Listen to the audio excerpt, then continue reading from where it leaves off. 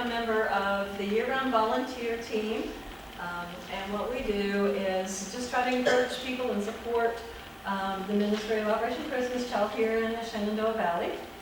I'm just a volunteer, but happy to kind of share my passion. I've been doing this for a number of years personally, and probably in the last maybe 3 or 4 years I've been on this volunteer team.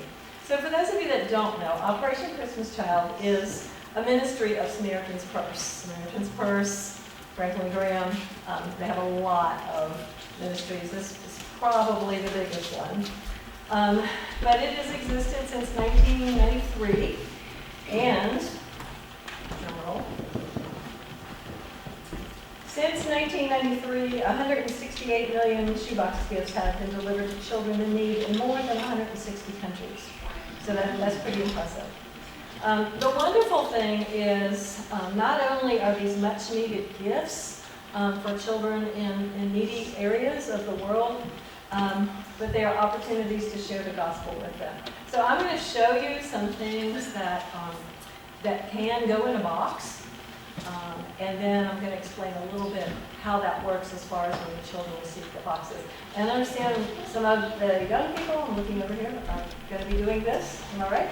Yes. Okay. And anybody else. So I've brought you pretty much everything that you need, including, since it's your first time doing it, just some extra items that I had donated. So that'll get you started with some things like Hot Wheels cars, ball caps, toothbrushes, soap, and washcloth. I can't remember what else is in there. So there's some goodies right back there. So, you have your boxes, and I would say probably the most important thing to put into the boxes would be hygiene items, followed by school supplies. And here's why. First of all, some of these, not all, but some of the boxes go to children in orphanages, and not to be disgusting or anything, but we hear stories of children like sharing a toothbrush, so just for them to have their own toothbrush is like a really big deal. There are other places in the world where if kids don't have their own school supplies, and we're talking pencil and paper pretty much, they're not allowed to go to school. So basically when you put a notebook and pencils, that could be somebody's ticket to education. One thing that maybe a lot of people don't realize is these boxes pretty much go to one village at a time. They don't keep going back to the same village. So this is kind of like a one-shot deal. It's always possible that a child will, maybe move and or go to another orphanage or something like that, and they may receive a second box. But it's not every Christmas like we get gifts. So it's really huge. Another thing I think is really important to know is, most of these kids have never gotten anything new, have never gotten a gift, maybe have hand-me-downs, maybe sharing things and so forth. So when you try to talk to them about the gift of Jesus Christ, they may not even understand just the whole concept of gift. So a neat thing that happens, try not to skip around too much at all.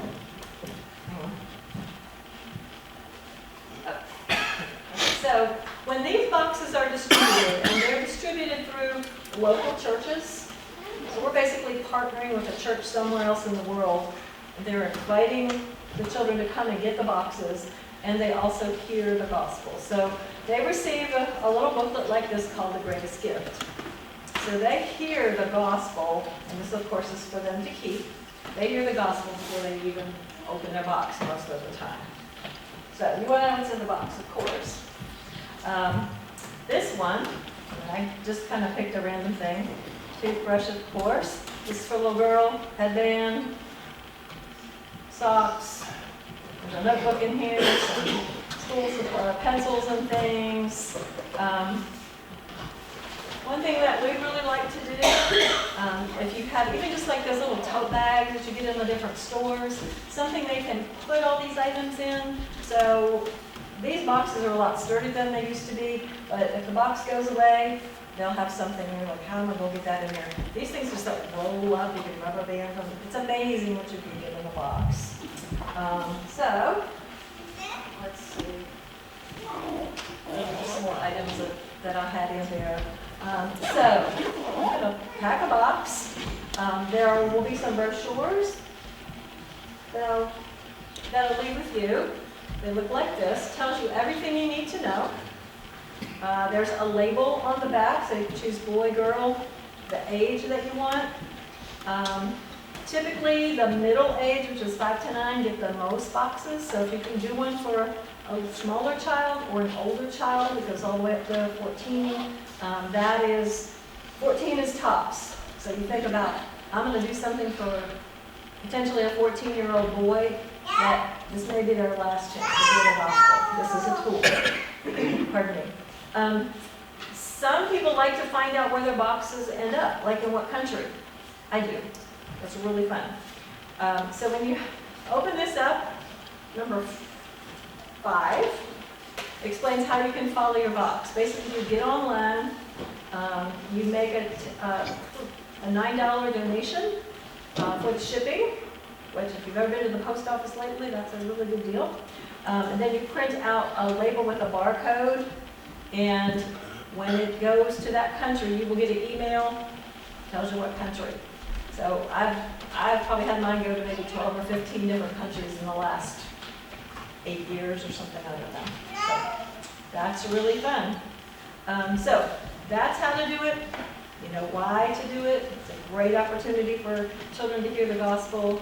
I'm available to answer any questions. Bill has my contact information. I'm happy to answer any questions, but I'm just thrilled that y'all are on board.